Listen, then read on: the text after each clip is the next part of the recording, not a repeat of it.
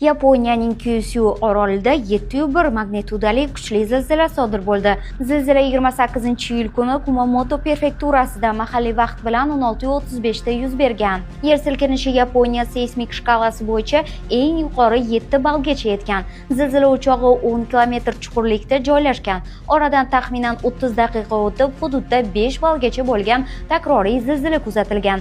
Rasmiylar aholini yana kuchliroq silkinishlar bo'lishi mumkinligidan ogohlantirdi.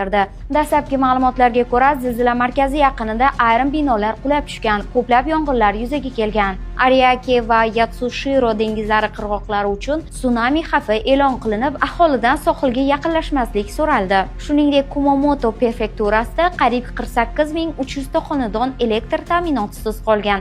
Rasmiylar aholini ehtimoliy takroriy zilzilalar xavfi sabab ehtiyotkor bo'lishga chaqirib, favqulodda xizmatlar hududda vaziyatni nazorat qilayotgani va zarar ko'lamini baholash ishlari davom etayotganini ma'lum qildi. Mamlakatda iyun oyi oxirida ham 7,2 magnitudali yer silkinishi qayd etilgandi.